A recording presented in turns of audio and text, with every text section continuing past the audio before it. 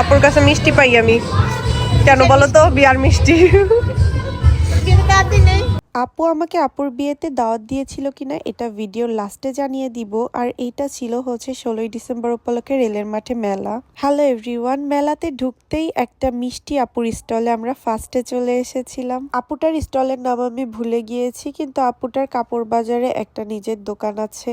রাজবাড়িতে আসার পরের দিনই মেলাটা ছিল। আমি ভাবছিলাম যাব কি যাব না, কারণ অনেক বেশি টায়ার্ড লাগছিল। তারপরে গেলাম, কারণ যাওয়ার পরে আমার ফ্রেন্ডদের সাথে আমার একদমই দেখা হয় না। পরে দেখা যায় ঢাকায় ব্যাক করার পরে আফসোস লাগে যে ফ্রেন্ডদের সাথে দেখা করলাম না, একটু অলসতার জন্য। আর প্রতিবার রাজবাড়ি আসার পরে রিমঝিম দেখা যায় রাজবাড়ির বাইরে চলে যায়। আমি ঢাকায় ব্যাক করার পরে আবার রিমঝিম রাজবাড়িতে ব্যাক করে। এমন করতে করতে দেখাই হচ্ছিল না, তাই ভাবলাম একদমই অলসতা না দেখিয়ে চলে যাই, দেখা করে আসি।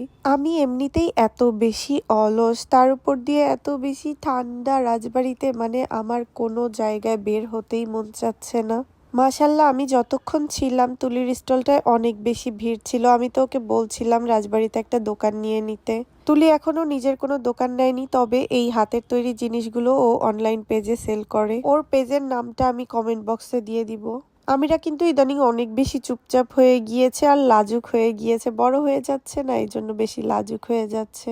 আর তুলির স্টলের পাশেই ছিল হচ্ছে মেহেদি কর্নার বা মেহেদি ঘর, আপুটার স্টল। আমি আপুটার পেজের নাম ভুলে গিয়েছি। আর রাজবাড়িতে আপুকে চিনে না এমন মানুষ তো খুব কমই আছে। আপু তো রাজবাড়িতে বেস্ট মেহেদি আর্টিস্ট, আর আপুর সাথে হেল্প করছিল একটা ছোট বোন। রাজবাড়ি এমন একটা জায়গা, প্ল্যান না করে বের হলেও সবার সাথেই মোটামুটি দেখা হয়ে যায়।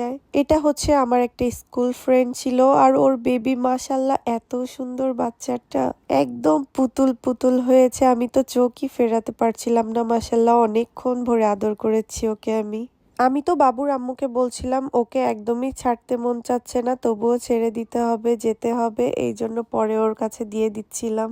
মেলায় কিন্তু অনেক রকমের খাবার স্টল ছিল, খাবার ছিল, ভাজা পোড়া ছিল, কিন্তু কিছুই খেতে মন চাচ্ছিল না, কারণ বাসা থেকে একদম ভর পেট খেয়ে গিয়েছিলাম।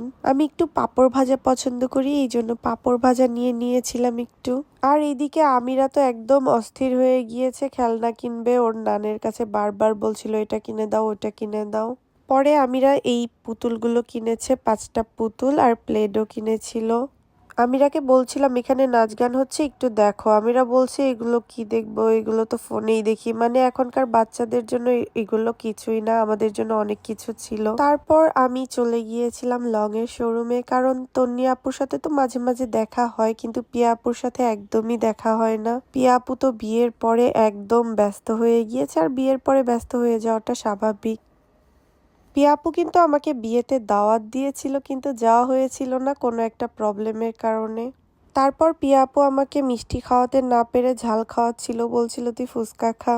আমি কিন্তু আসার সময় বলে এসেছি ফুচকা খাইয়ে কোনো লাভ নেই, আমি মিষ্টির আশা একদমই ছাড়বো না। তো আজকের ভিডিও এই পর্যন্তই। সবাই অনেক ভালো থাকবেন, আর আমার আজকের ভিডিওটা কেমন লেগেছে অবশ্যই জানাবেন। আল্লাহ হাফেজ এভরিওয়ান।